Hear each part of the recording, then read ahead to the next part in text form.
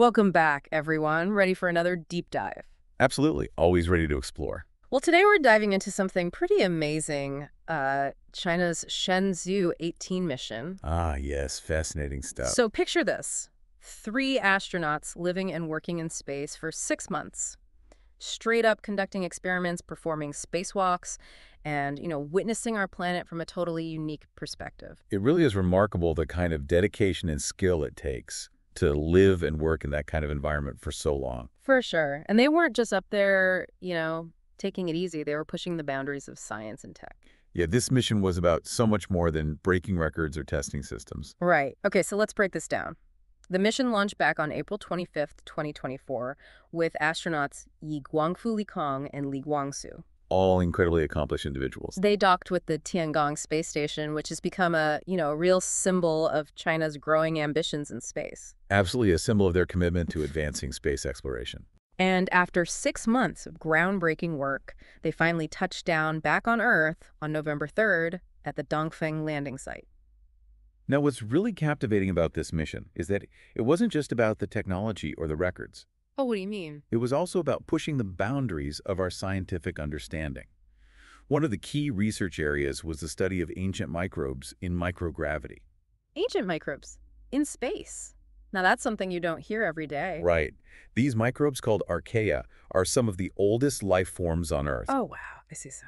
Studying them in the unique environment of space can give us insights into how life evolved here on Earth and potentially even on other planets. Well, that's fascinating. So by observing these ancient organisms in microgravity, scientists can learn more about the fundamental building blocks of life Mm. and the possibility of life existing beyond Earth.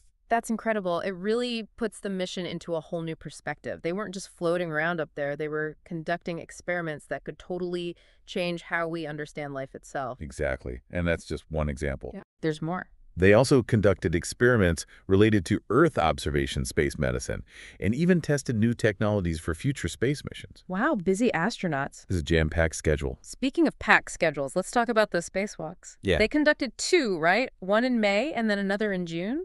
You got it.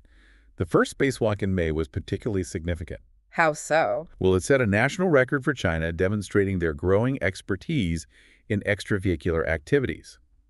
The second spacewalk focused on installing protective shielding against space debris. Ah, space debris. That sounds a little ominous, like something out of a movie. It's a bit like a cosmic junkyard with defunct satellites, spent rocket stages, and fragments from past collisions, all orbiting the Earth at incredibly high speeds. Yikes, so even a small piece of debris could... Cause serious damage to a spacecraft or space station. Okay, so I guess that makes the shielding pretty important. What did they install? Well, the shielding installed by the Shenzhou 18 crew is designed to deflect or absorb impacts from smaller debris particles, minimizing the risk to Tiangong. So it's like a shield protecting the station and the astronauts inside from this cosmic junk. Exactly. It really highlights the risks and challenges of space exploration. Every time astronauts go on a spacewalk, it's a carefully planned operation. Oh, absolutely. There are numerous safety protocols in place to try to mitigate the potential hazards. I imagine the training is intense. Astronauts undergo extensive training to prepare for these tasks. They need to learn how to move and operate in a microgravity environment while wearing those bulky spacesuits. It's amazing how far we've come in space exploration. It's a testament to human ingenuity and courage. Couldn't agree more. Now, before we move on, we have to mention those incredible images the astronauts captured of their launch sites from space. Ah, yes. Those were quite something. They actually filmed the Jiuquan and Wenchang spaceports from orbit, right? That's right. And it wasn't just a random photo op. I was wondering about that. What was the meaning behind those specific locations? Well, it symbolizes a full circle of their journey. These astronauts launched from those spaceports, rocketed into space, spent months orbiting Earth. Right. And then as they returned, they captured this unique perspective on the places where their adventure began. Wow. That's a beautiful way to think about it. It really speaks to the awe-inspiring nature of space travel and the impact it has on those who experience it. It truly does underscore the human element in all of this. The emotions, the perspectives, and the stories that make space exploration so captivating. Okay, and now for the record-breaking part of this mission. You're talking about astronaut Ye Guangfu, right? Yes. He's now spent an incredible 365 days in space across multiple missions. More than a year of his life living and working in space. A remarkable achievement. It's mind-blowing. And it shows China's dedication to long-duration spaceflight. Absolutely. With Tiangong designed for permanent occupancy, we're likely to see more Chinese astronauts racking up some serious time in space, pushing the boundaries of human endurance and broadening our understanding of the long-term effects of microgravity. This really feels like a turning point for space exploration. It's not just about catching up anymore. China is becoming a leader in the field. I'd say so. It's exciting to see where they go from here, what they'll achieve in the years to come. Definitely a fascinating time to be following all of this. And speaking of the future, we need to talk about what happened while the Shenzhou 18 crew was preparing to come back to Earth. What's that? The arrival of the Shenzhou 19 crew. Ah, yes. Yeah. For a short time, there were 6 astronauts on board Tiangong. Wow, that must have been crowded. It was a historic moment, the first time China had 6 astronauts in orbit simultaneously. Hmm? But it wasn't just symbolic. What do you mean? It was a carefully planned operation to ensure a seamless handover between crews. So it wasn't just a big space party. Well, I'm sure there were some celebrations, but the primary focus was the official handover of control from Shenzhou 18 to Shenzhou 19 Which took place when? on November 1st. It's a very choreographed procedure to ensure continuity of operations on the space station.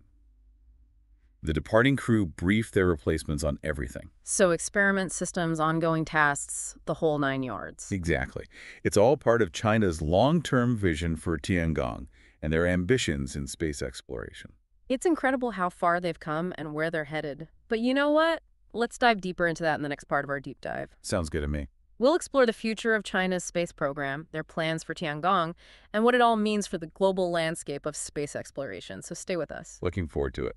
All right, so we're back and ready to dig even deeper into China's space program and their plans for Tiangong.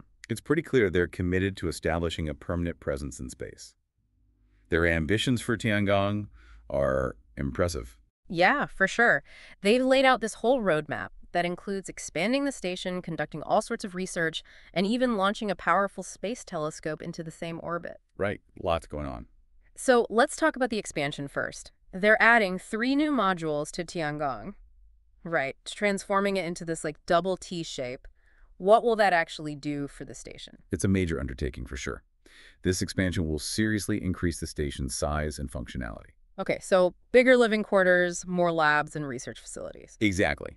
That means China will be able to host more astronauts on longer missions and conduct even more complex scientific experiments. Wow, it's mind-blowing to think about them actually building this huge structure in space, piece by piece. It's an incredible feat of engineering. So with this expanded station, what kind of research are they going to be focusing on? Well, they've highlighted a few key areas. Microgravity research is one of their top priorities. Microgravity research? Yeah, by conducting experiments in the unique environment of space where gravity's influence is minimal. Well, Scientists can gain new insights into all sorts of fields, from material science to fluid dynamics. so things actually behave differently in microgravity. Exactly. Yeah. Imagine trying to pour a glass of water in space. Oh, that's a good one. It wouldn't flow downward like it does here on Earth. Right. Instead, it would form this floating blob. Interesting. So this difference affects how... It has profound implications for how materials interact, how fluids behave, and even how biological systems function.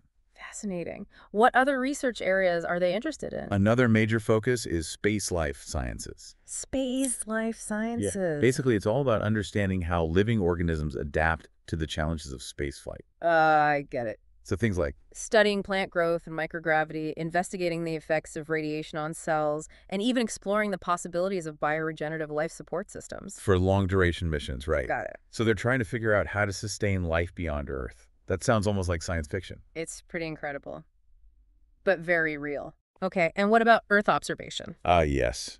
That's another crucial area of research for Tiangong. Right, because from orbit they come... From their unique vantage point, astronauts can monitor our planet's environment, track weather patterns, study climate change, and even assist in disaster relief efforts. Wow, so space exploration can actually help us here on Earth in all these ways. Absolutely. It's a reminder of the interconnectedness of everything. So we've talked about the station expansion and the research, but now let's talk about that space telescope. Ah, yes. The Hubble-class telescope. Yeah.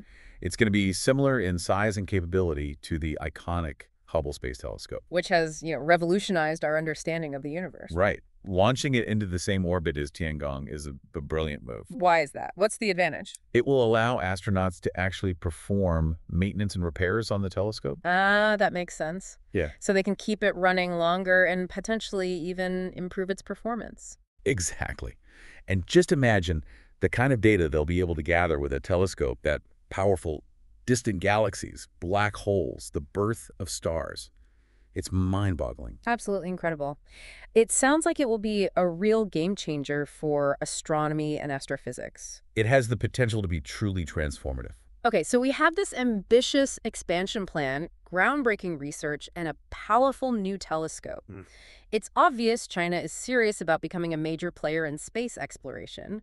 But what does this all mean for the global landscape of space exploration?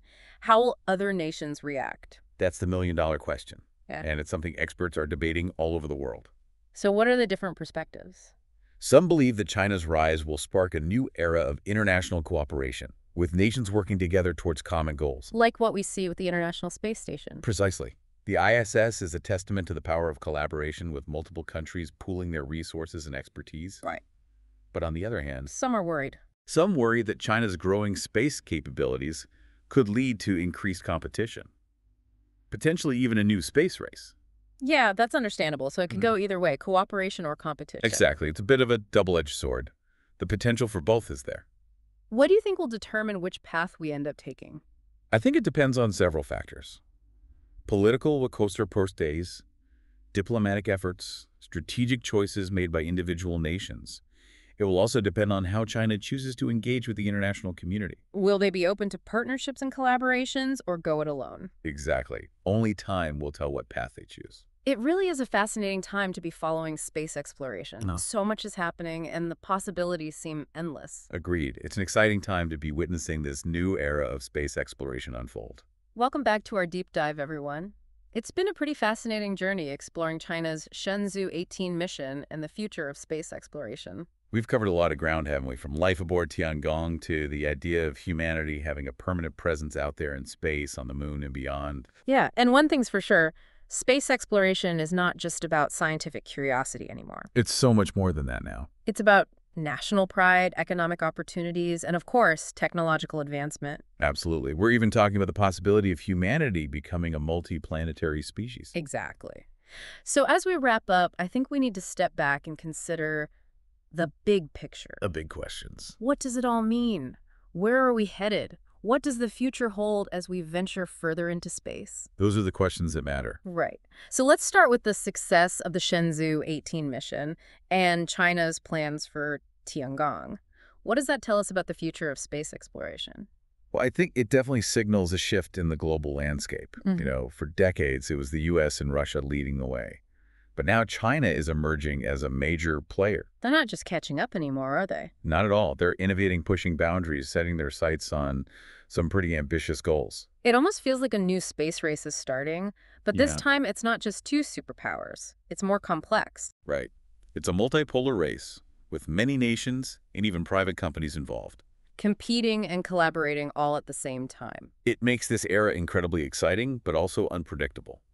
We don't know exactly what the future holds, but we can be sure it'll be shaped by both competition and cooperation. And driven by that shared human desire to explore the unknown and, push those boundaries. Absolutely. That drive to see what's out there and push ourselves further. But we can't forget about the risks and challenges involved. Oh, for sure.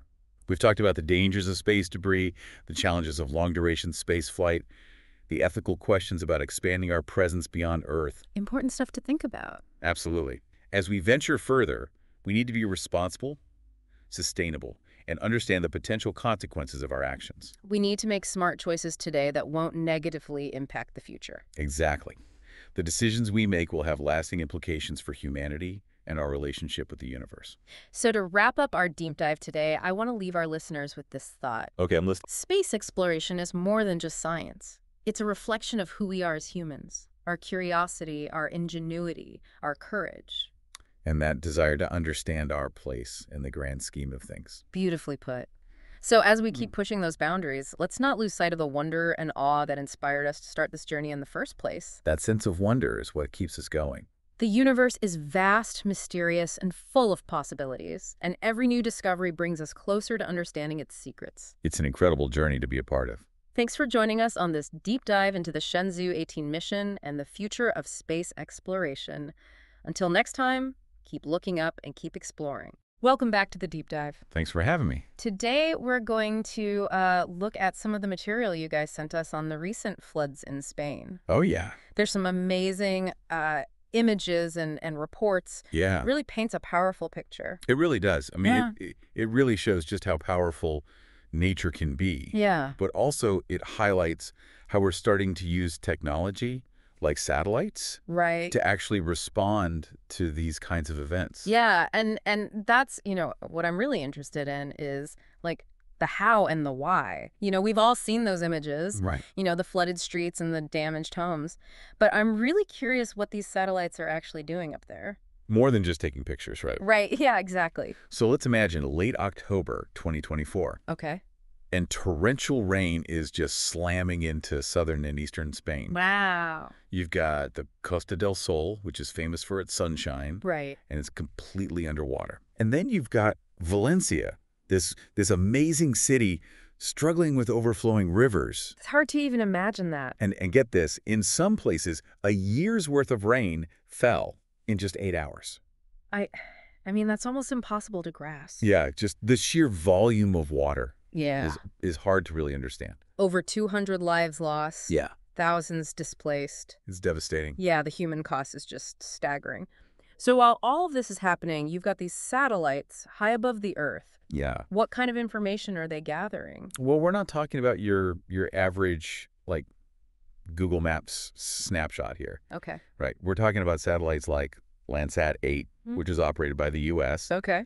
and Sentinel-2, which is part of the European Copernicus program. Okay. And these were capturing high-resolution images. I mean, so detailed that they could actually differentiate between, like, different types of crops, Oh, wow. which is obviously really important when you're trying to understand the agricultural impact. Yeah. And they were providing this real-time data, Okay. which is just invaluable for the rescue teams on the ground. Right. So I can see how that would be absolutely critical Yeah. to understand, like, the scale of the damage Right. and then to, coordinate all the relief efforts. For sure. But how does that actually work? I mean, how do you go from a satellite image to, like, actionable information on the ground? Well, that's where organizations like the Copernicus Emergency Mapping Service come in. Okay. So picture this. They're taking these raw satellite images, right, Huh? and using really sophisticated algorithms. Okay. They create these detailed maps, Okay. and these maps highlight things like flooded areas, Okay. damaged infrastructure, Right. and even potential landslide zones. So it's almost like you're getting this bird's eye view, but then, like, with all these layers of crucial information Exactly. on top of it. Exactly like that. Yeah. And these maps were just absolutely crucial for the emergency responders. I mean, think about it. They're working in incredibly difficult, often really dangerous conditions. Right. And these maps help them prioritize their efforts. Oh, So they can direct aid to the areas that are hit the hardest. Right. And they can even start anticipating problems before they even pop up. That's amazing to think about. Those maps, guiding rescue workers Yeah. to, people in need, Yeah. helping them navigate flooded streets Yeah. and, potentially saving lives. Absolutely. Now, I remember reading about the international charter space and major disasters. Yeah. Was that involved at all? Oh, absolutely. That charter is a fantastic example of international collaboration. Oh, wow. It brings together 17 space agencies Wow. from all around the world. Okay. And they're all willing to share their resources and their expertise in these times of crisis. That's amazing. So in this case, you had, agencies from Europe, North America, Asia, all coming together Okay. to provide this support. It's really like this global rescue team, Yeah. but for data and information. Exactly. It really shows how, space technology can transcend borders, Yeah. unite people for a common purpose. It's really inspiring. So we've seen how these satellites are like these high-tech eyes in the sky. Right. providing this crucial information during these floods. Yeah. But what about understanding, the floods themselves? Oh, that's a great question. Were satellites able to, shed any light on what caused this extreme weather event? That is the real deep dive. Okay. That's where things get really interesting. So we'll unpack how scientists used the satellite data Okay. to analyze this really unique weather system that just wreaked havoc Yeah. over Spain, and what it all means for predicting future events. Okay, so, they're not just watching the effects, they're actually investigating the cause. That's Exactly. incredible. So what kind of insights were they able to get? Well, they were able to track the system's movements, Okay. analyze its structure, and they could even model how it interacted with other atmospheric factors. Wow. So you can almost imagine it like having this 3D model of the storm, Okay. constantly updating with real-time data from space. That's incredible. It's really remarkable. And this kind of insight is really revolutionizing our understanding of these extreme weather events. It is. It's transforming the field. Yeah. So what does this mean for, predicting future floods, future storms? Well, that's what I'm really curious about. Well, this is where things get really exciting. Yeah. Because all of this data Yeah. that was collected from this event, Yeah. it's going to be fed into the weather forecasting models. Okay. And it's going to make them so much more accurate. So it's almost like adding like a brand new tool to the forecaster's toolkit. It's exactly like that. Mm-hmm. The more we understand these incredibly complex systems, Right. the better we will be at actually predicting and preparing for future events. So potentially this could help issue earlier warnings, Absolutely. evacuate vulnerable areas, Yep. ultimately save lives. Precisely. It's not just about understanding the science, Right. It's about actually using that knowledge to make these smart decisions. Yeah. And take proactive measures. Mm. Imagine being able to predict a flash flood hours or even days before it happens. Right. That's the kind of impact that this technology can have. That's incredible. It's a game changer. It really is. But let's not forget about, the human side of this. Of course. Yeah. You can talk about data and technology, Yeah. but, at the end of the day, this is about people Mm-hmm. whose lives have been just completely upended Yeah. by this disaster. And while the human cost is immeasurable, Yeah. there are some really inspiring stories of resilience. Okay. Communities rallying together to help their neighbors, volunteers Yeah. coming from all over the place to lend a hand. The human spirit really shines through. It's a good reminder that even in the darkest of times, human compassion and strength can really prevail. For sure. Now, I'm curious about, the political aftermath as well. Oh, yeah. Was there any, controversy surrounding, the government's response to this? That's a really important question. Yeah. There was a lot of praise Okay. for the international response, and how the satellite technology was used. Okay. But there were some who criticized the Spanish government's handling of the situation. Okay, what were they saying? Well, there were questions about, how fast the response was, Okay. how resources were allocated, Okay. and whether or not, more could have been done to prepare for an event like this. So even with all this advanced technology, Right. there's still room for human error and political debate. It's a good reminder that these situations are complex. They are. And there aren't, always easy answers. No easy answers, and it's important to remember that the criticism often comes from a place of pain Yeah. and frustration. People looking for answers. Exactly. Wanting to understand how this happened Yeah. and what can be done to prevent it from happening again. Exactly. It's a natural human response, really. It is. But let's shift gears a little bit Yeah. and talk about the future. We've seen how this satellite technology played this really vital role It did. in this event. What does that tell us about the future of, disaster management? This event really highlights a much larger trend. Okay. I think we're at the beginning of this new era Okay. in disaster management where space technology plays a central role. Okay. And as this technology continues to advance, the possibilities are just so exciting. Okay. Paint me a picture. What kind of innovations can we expect to see in the coming years? Imagine even more sophisticated satellites Okay. with higher resolution imaging, faster data transmission. Okay. We're talking about near real-time insights Wow. into these evolving disaster situations. It's almost like having, a live feed from the disaster zone, Exactly. but with like layers of data that help us to understand what's happening and Yes. and predict what might happen next. And not just that.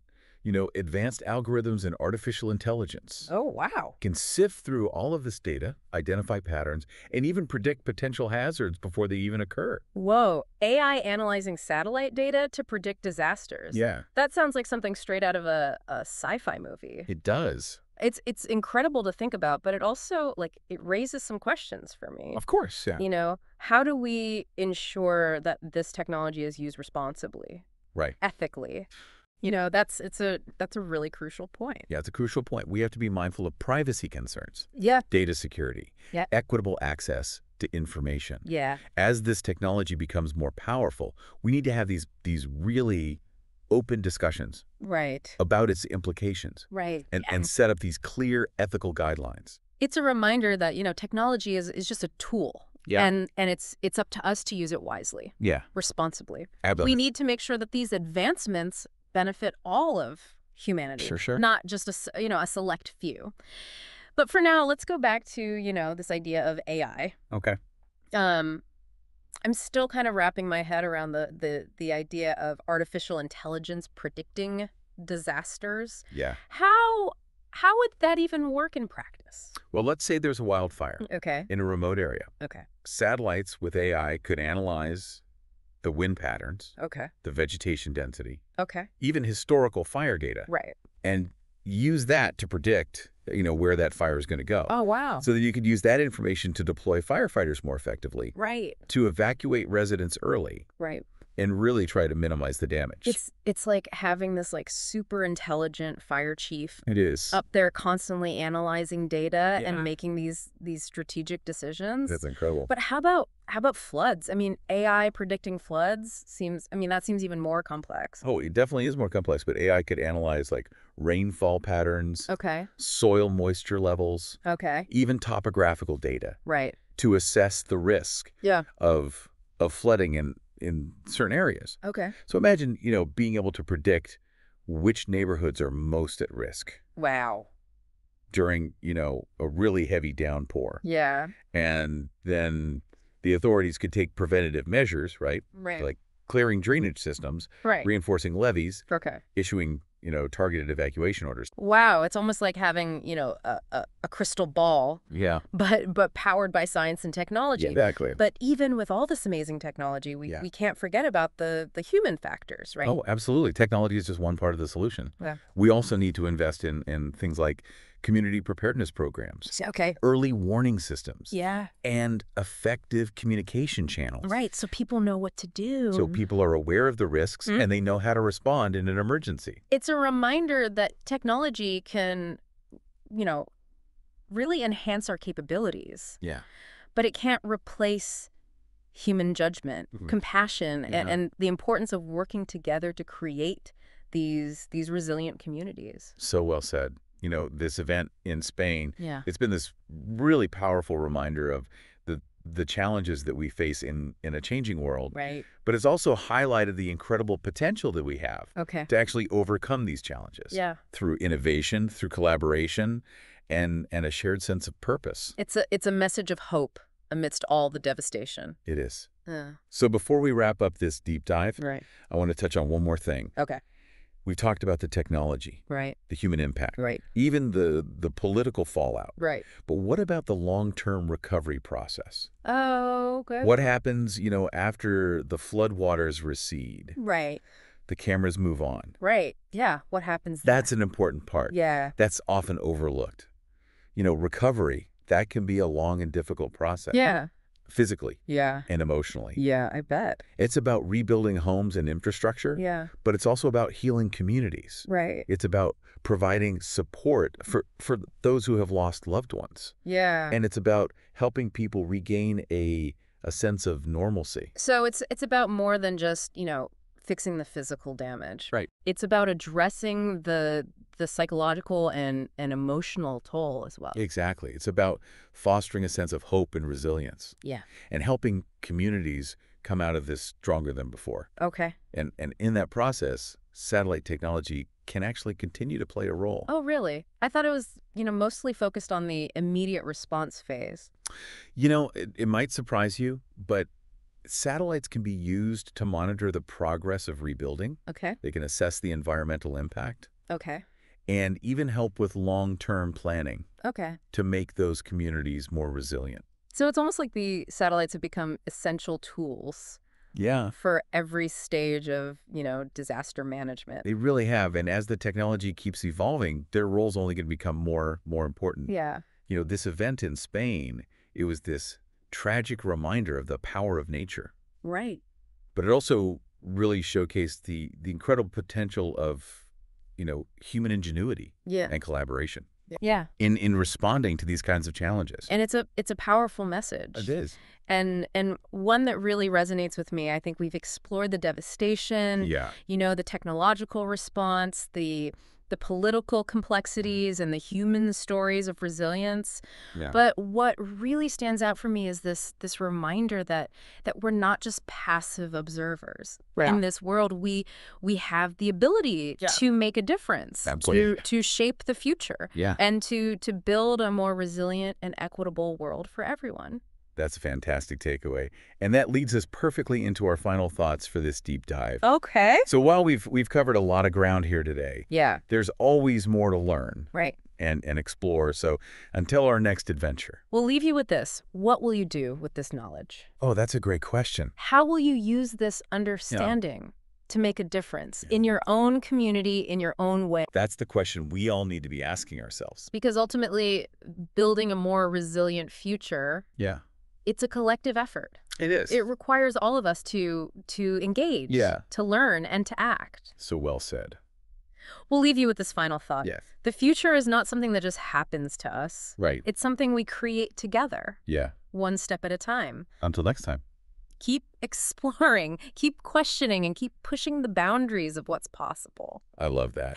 Let's take a quick break to let all this sink in. Yeah, sounds good. We'll be right back to explore the science behind these devastating floods. All right, so we've seen how these satellites were instrumental in the immediate response to the floods. Right. But I'm curious, can they also help us to understand, what caused them?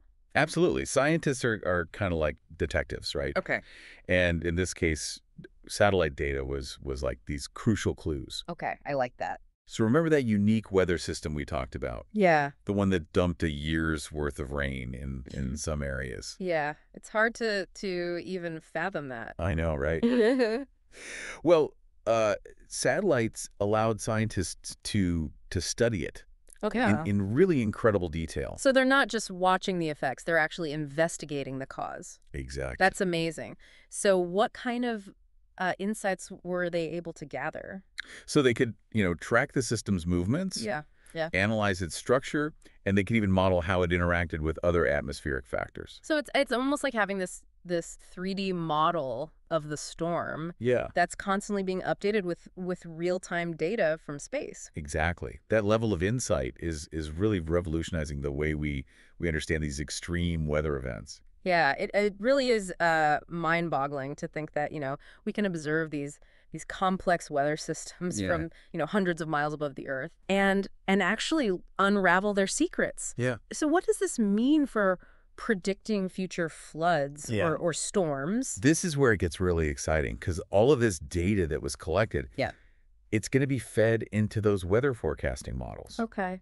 And that is going to make them even more accurate. So it's like adding this powerful new tool to the forecaster's toolkit. Exactly. And the more we understand these complex systems, the better equipped we'll be to predict these things and prepare for them. So potentially, this could help us issue earlier warnings, evacuate vulnerable areas, ultimately save lives. Precisely.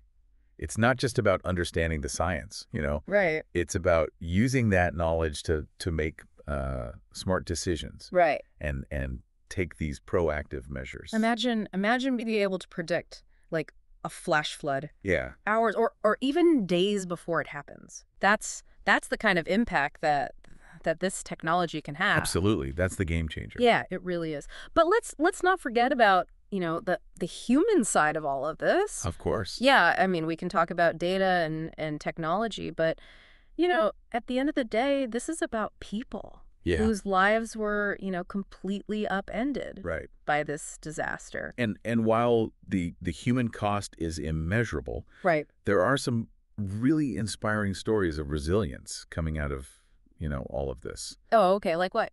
You've got communities rallying together Mm. to help their neighbors, volunteers coming from all over to lend a hand. It's amazing. Yeah, the human spirit is pretty incredible. Yeah, it is. It's a good reminder that even in the darkest of times, human compassion and strength can prevail. For sure. Now, I'm curious about the political aftermath. Yeah. Is there any controversy surrounding the government's response? That's a really important aspect to consider. There was a lot of praise Okay. for the international response and the use of the satellite technology. But there were some who criticized the Spanish government Okay. for their handling of the situation. Okay, like what were some of their concerns? Well, there were questions about the speed of the response, Okay. the allocation of resources, Okay. and whether more could have been done to prepare. So even with, all of this advanced technology, there's still room for human error and political debate. Right. It's a good reminder that these situations are really complex. They are. And there aren't always easy answers. No easy answers. And it's important to remember that the criticism often comes from a place of pain Right. and frustration. People are looking for answers. Yeah. They want to understand how this happened. Yeah. And what can be done to prevent it from happening again. It's a natural human response Right. to tragedy. Okay. Let's shift gears a little bit Okay. and talk about the future. We've seen how satellite technology played such a vital role Yeah, it really did. in this event. What does that tell us about the future of disaster management? This event really highlights this much larger trend. Okay. That we're at the cusp of this new era Okay. in disaster management, Yeah. where space technology really plays a central role. Okay. And as this technology continues to advance, the possibilities are really quite exciting. Okay. Paint me a picture. Okay? What kind of innovations can we expect to see in the coming years? Well, imagine even more sophisticated satellites Okay. with higher resolution imaging, Okay. faster data transmission. Okay. I mean, we're talking about near real-time insights into evolving disasters. Wow. It's almost like having this live feed Yeah. from the disaster zone, Exactly. but with layers of data that help us to understand what's happening and predict what might happen next. Exactly. And we're not just talking about, pretty pictures here. Okay. You've got advanced algorithms, Okay. artificial intelligence Right. that can sift through all of this data, Okay. identify patterns, and even predict those potential hazards before they even occur. Whoa. AI analyzing satellite data to predict disasters. Yeah. That sounds like something straight out of a sci-fi movie. It does, but, it also raises some questions, right? Right. Like, how do we make sure that this technology is being used responsibly? Responsibly and ethically. That's a really crucial point. It's crucial. We need to be mindful of those privacy concerns. Right. Data security, making sure that there's equitable access to information. Right. As this technology gets more powerful, we need to have these open discussions Yeah. about its implications Right. and really establish those clear ethical guidelines. Yeah, it's a reminder that, technology is a tool, Yeah. and it's up to us to use it wisely, Right. responsibly. Absolutely. We need to make sure that these advancements benefit all of humanity, For sure. not just a select few. But for now, let's go back to this idea of AI. Okay. I'm still kind of like wrapping my head around AI predicting disasters. Yeah. How would that even work in practice? So let's say a wildfire breaks out in a really remote area. Go ahead. Satellites equipped with AI, they could actually analyze those real-time wind patterns, Okay. vegetation density, even historical fire data to predict where that fire is going to go. Wow. And you could use that information to deploy the firefighters more effectively, Okay. evacuate the residents in advance, Okay. and really trying to minimize the damage. So it's like having like a super intelligent fire chief. It is. Constantly analyzing data and making these strategic decisions. Yeah. But what about floods? I mean, AI predicting floods, that seems even more complex. Oh, it definitely is more complex, Oh. but AI could analyze like rainfall patterns, Okay. soil moisture levels, Okay. and even, the topographical data Right. to assess the risk of flooding in specific areas. Okay. So imagine being able to predict which neighborhoods are most vulnerable Right. to flash flooding during a heavy downpour. Wow. And then authorities could take those preventative measures, right? All right. Like clearing the drainage systems, Okay. reinforcing levees, Okay. issuing, targeted evacuation orders. Wow. It's almost like, having a crystal ball, but powered by science and technology. Exactly. But even with all of this amazing technology, we can't forget about, the human factors. Oh, absolutely. Technology is only one part of the solution. Okay. We also need to invest in those community preparedness programs. Okay. The early warning systems and effective communication channels. So people are aware of the risks. So people are aware of the risks. And they know how to respond. And they know how to respond in an emergency. It's a reminder that technology can enhance our capabilities. Yeah. But it can't replace, human judgment. Right. Compassion. Yeah. And the importance of, working together. Yeah. To create these resilient communities. Well said.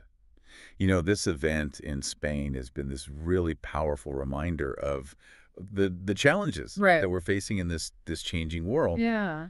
But it's also highlighted the incredible potential Okay. that we have to overcome those challenges. Yeah. Through innovation, through collaboration, and a shared sense of purpose. It's a message of hope amidst the devastation. It is.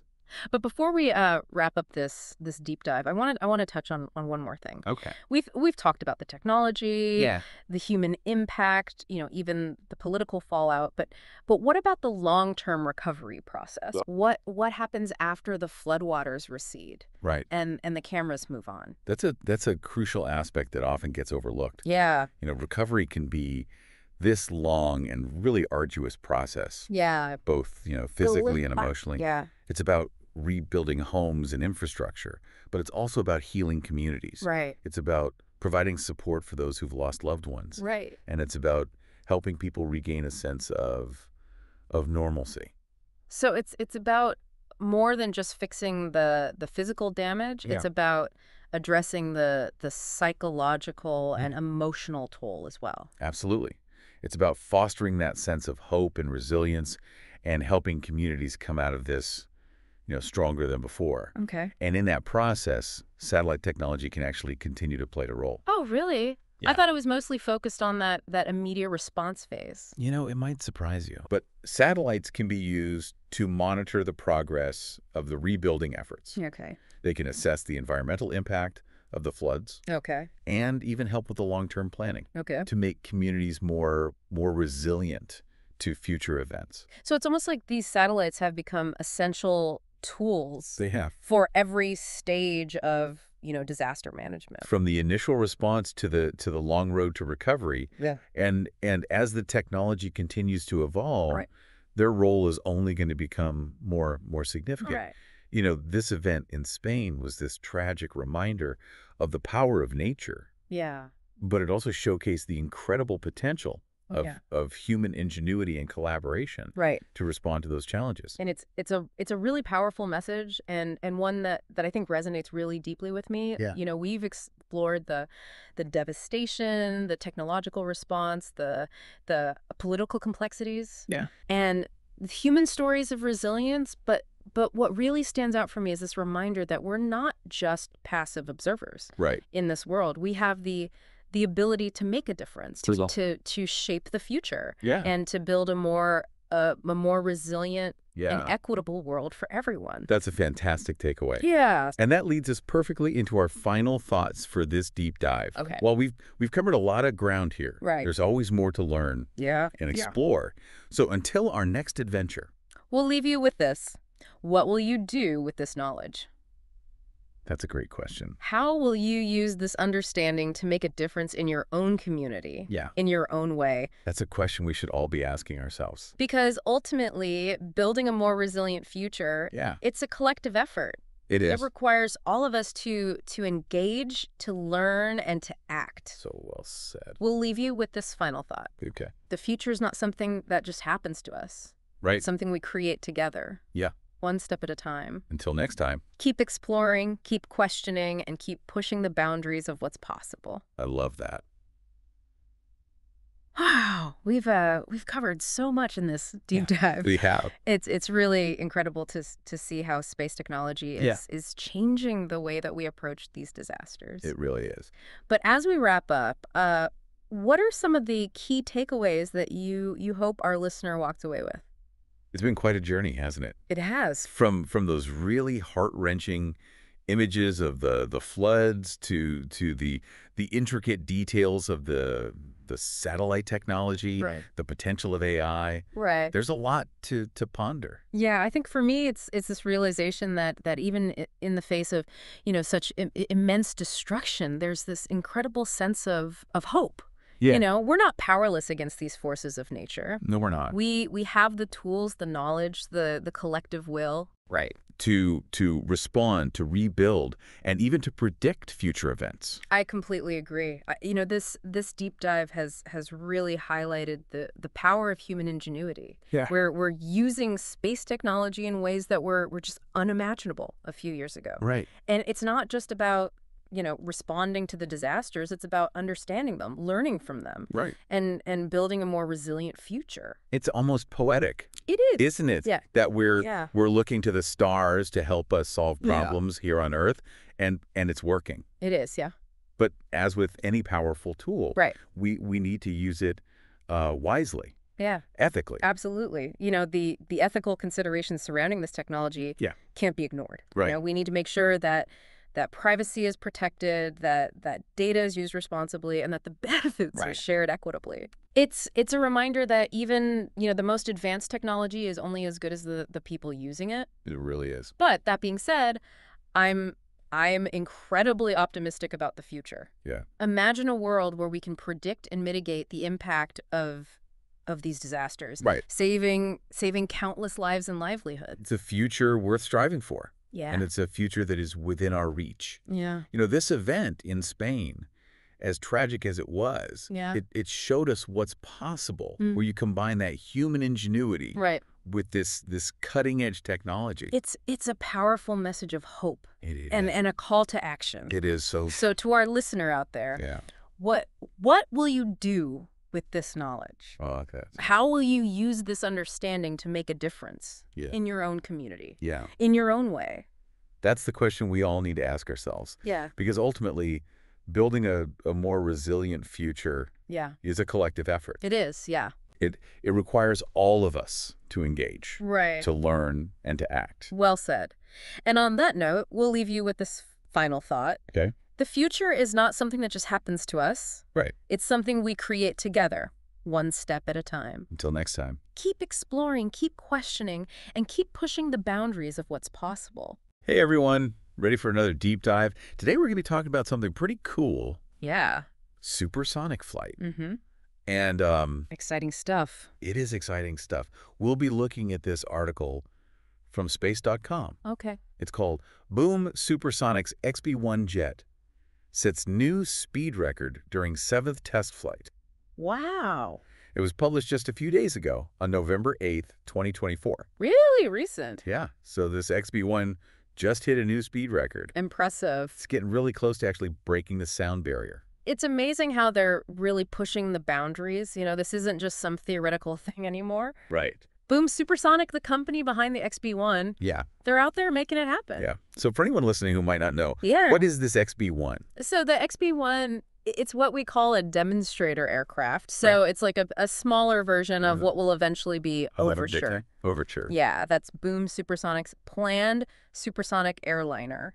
I see. You can think of it as like a testing ground. Okay. For all the new technologies that will one day power commercial supersonic flight. Right. That makes sense. Yeah. So let's get back to the speed record. Right. The article says the XB-1, it hit Mach 0.82 Okay. during its 7th test flight. Wow. Now, for anyone who needs a refresher, Sure. Mach 1 is the speed of sound. Yeah, about 767 miles per hour at sea level. Right. So Mach 0.82 Yeah. means they were flying at a pretty significant fraction of that speed. Yeah, like 629 miles per hour. That's fast. Yeah. They are getting really close to Mach 1. Yeah. Each flight, they're getting closer and closer. Right. And each step is carefully planned out, Right. They gather all of this data, they make sure everything's safe, Yeah. and they fine-tune the aircraft's performance before Yeah. they actually try to break the sound barrier. Now, this flight wasn't just about speed, though. No? They also took the XB-1 higher than it's ever been before. Oh, really? 23,015 feet. Wow, that's almost as high as Mount Everest. Yeah, it's incredible. There's a good reason for that height, though. What's that? They were testing the cockpit pressurization system. Oh, okay. You see, commercial supersonic flight Yeah. typically occurs at much higher altitudes, like around 30,000 feet. Okay, And up there, the air is thinner, right. which means less drag. Less drag.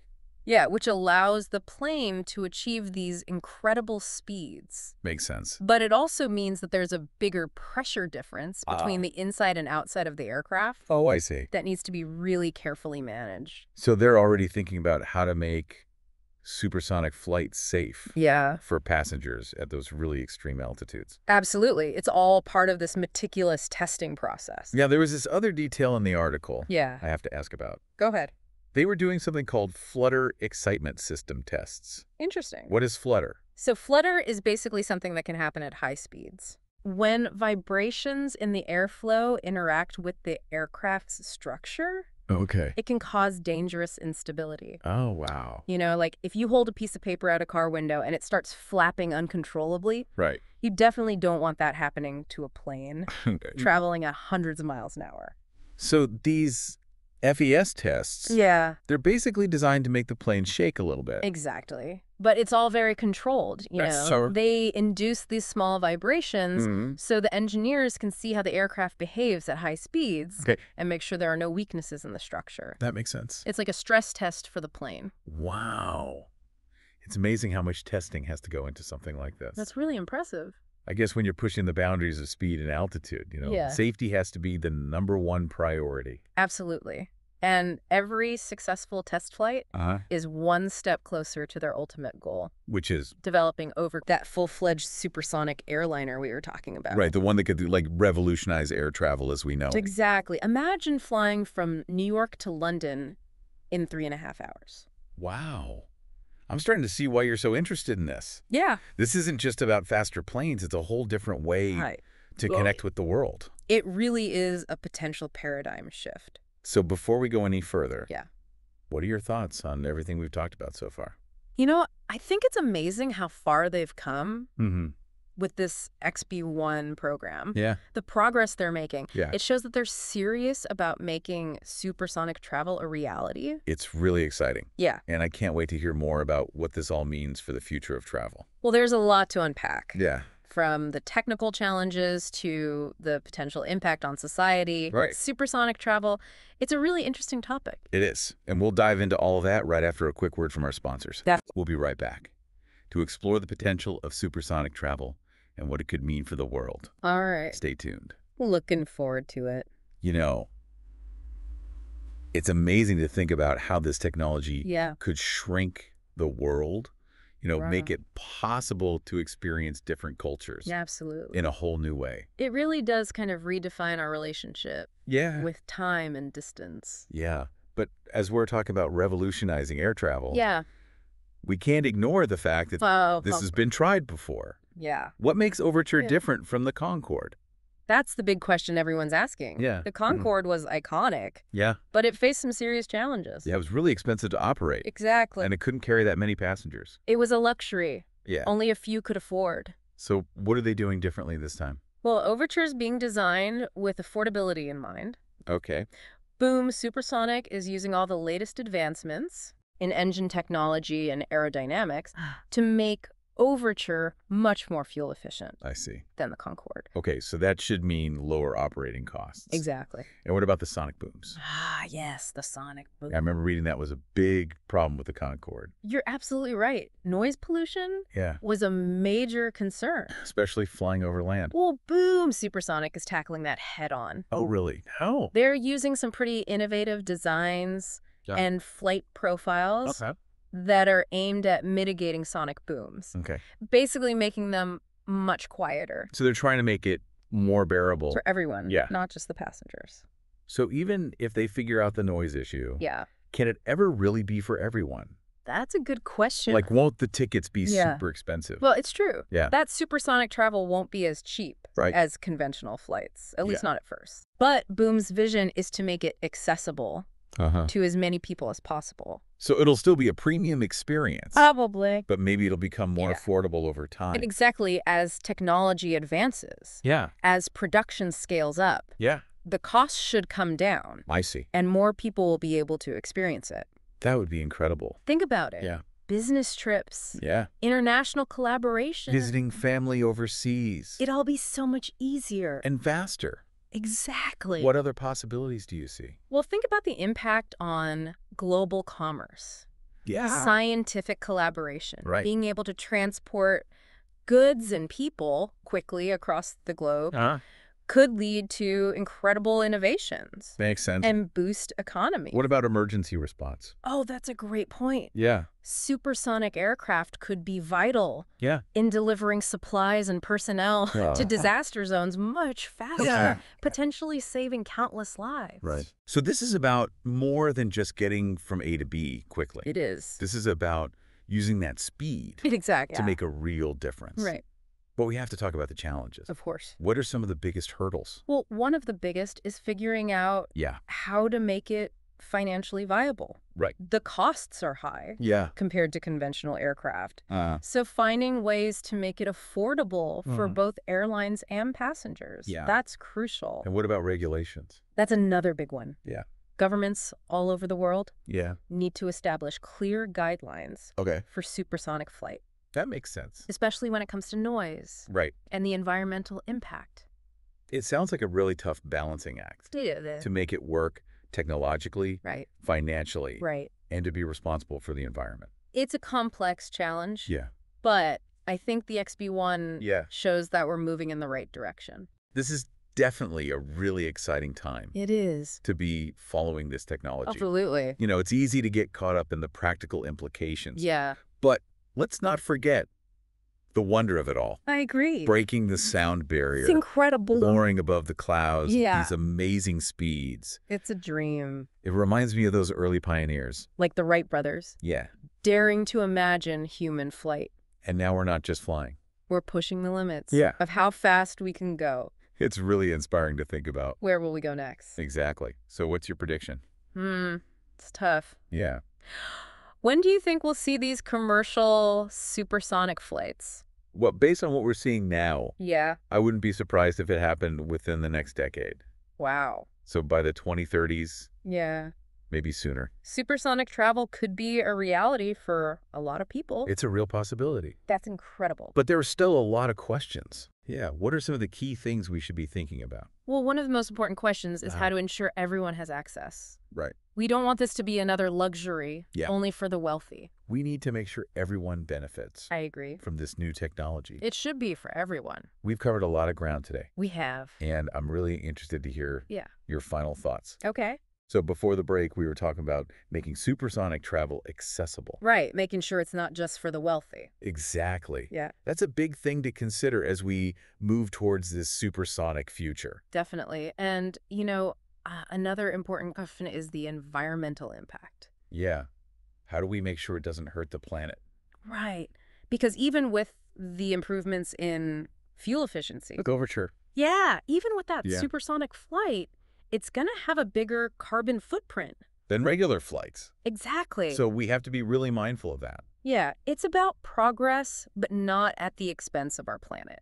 Exactly. And what about the noise? Yeah. Even with the quieter sonic booms. Yeah, noise is still a concern. Especially for people who live near the flight paths. Absolutely. Public acceptance is key. Yeah. If people aren't on board, Right. it's not going to happen. You need to talk to those communities, Yeah. address their concerns, and find solutions together.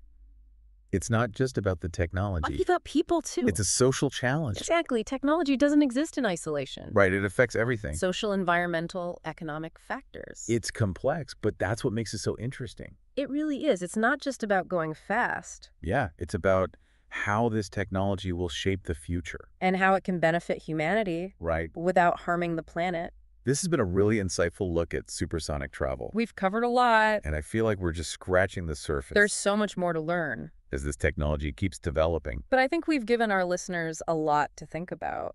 Definitely. And as we enter this new era of supersonic flight, it's exciting. It really is. It makes you wonder, what role will you play? What questions do you have? What possibilities are you excited about? Keep exploring this topic. Keep those questions coming.